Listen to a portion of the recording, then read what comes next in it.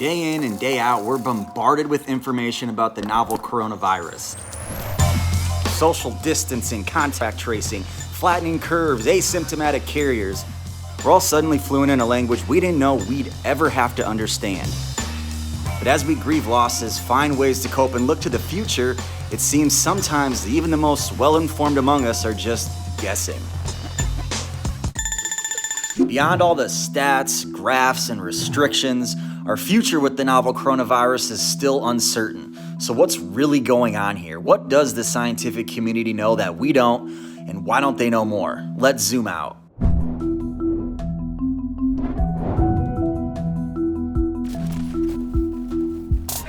All right, so let's remember the basics. We're just one of many species on the planet, each with our own adapted strengths towards survival within our own native environment. Now, I'm clearly sheltering in place in a very civilized apartment. I mean, it's decent.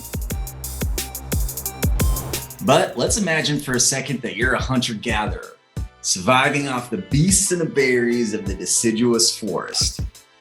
Over the course of your life as a forest dweller, you've had your fair share of close calls with wolves, and you've even fought off the occasional bear. But you learn from those experiences and now have the skills to successfully detect and defeat any forest species. Our bodies have a similar dynamic with viruses we've seen before. As part of our response to a virus, the immune system creates antibodies, which recognize the specific virus as a threat and therefore prepare you for future attacks. So if you've heard folks say, this is not the flu, it's not because the flu is that much milder by nature, it's because most of us now have the exposure to fight it. In fact, the goal of vaccines is to trigger your body to produce antibodies by mimicking the virus itself. It's like a simulation that's real enough to trick your body into creating defenses it doesn't yet need. The good vaccines will induce what are called memory cells. They're cells that, if you're exposed to that bacteria, that virus, to that pathogen, it'll recognize it and say, I've seen this before, and then it'll go, start churning out antibodies that will inactivate it, because it's been stimulated before by the vaccine. While species naturally compete for territory and have migrated to different environments over thousands of years, unnatural movements, often caused by humans, have allowed certain organisms to leap from one environment to another in an instant. Such anomalies sometimes become invasive species, disturbing the balance of an ecosystem and potentially threatening the survival of native plants and animals. Though they may not appear threatening, invasive species from bamboo to cane toads are able to wreak havoc when introduced to foreign environments because native species of those habitats haven't yet evolved to compete with such a novel threat. For most humans in the Western Hemisphere, exposure to any coronavirus is a fight with an enemy for which we have no frame of reference.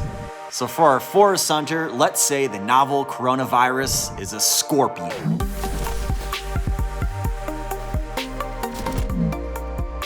We think of viruses as highly destructive, wreaking havoc wherever they roam, but viruses, like the rest of us, are really just looking for a compatible partner, ideally something that will last.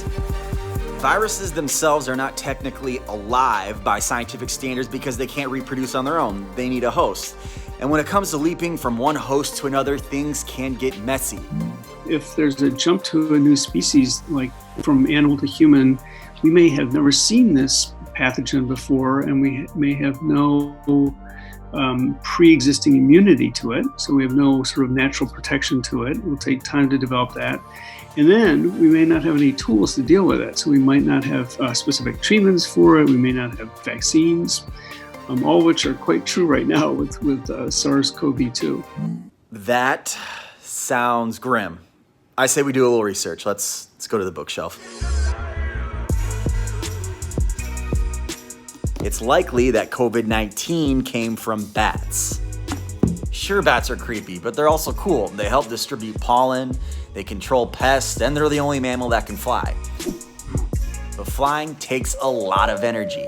When they take off, their heart rate accelerates wildly and their body temperatures can rise as high as 105 degrees Fahrenheit. That's hotter than many mammals can even survive.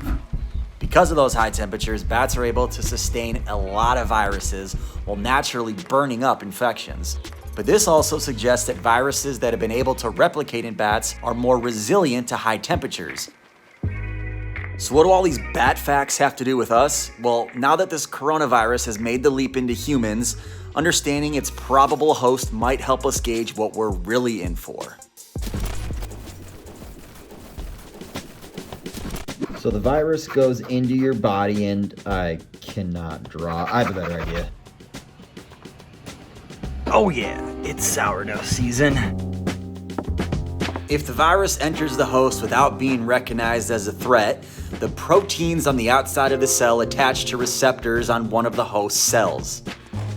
The virus then passes its DNA into the host cells, which creates copies of the virus.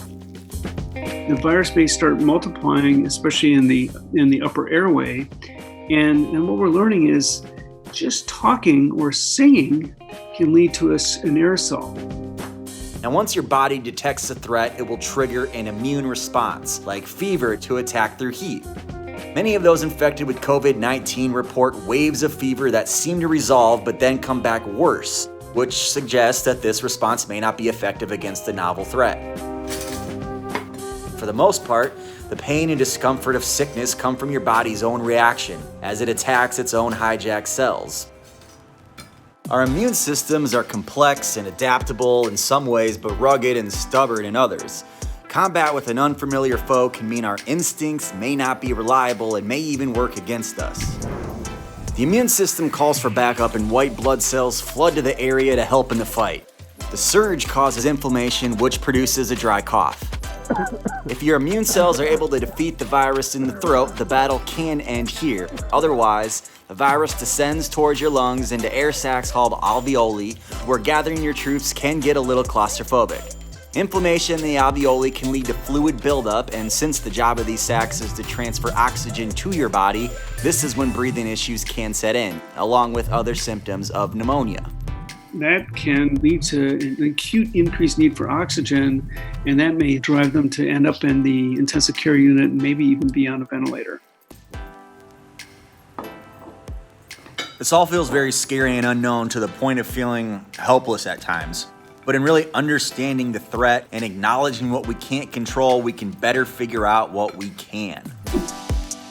98, 99. It may require us to push the boundaries of our nature as a species, our primal instincts towards socialization, movement, and exposure to nature. And when it comes to nature, the answers are out there. It's all a matter of listening. Our instincts are based in the past, as we've developed to confront the challenges of our planet.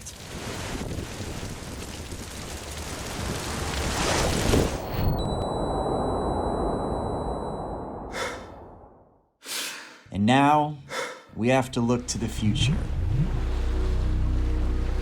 Through careful exploration, we will learn and adapt.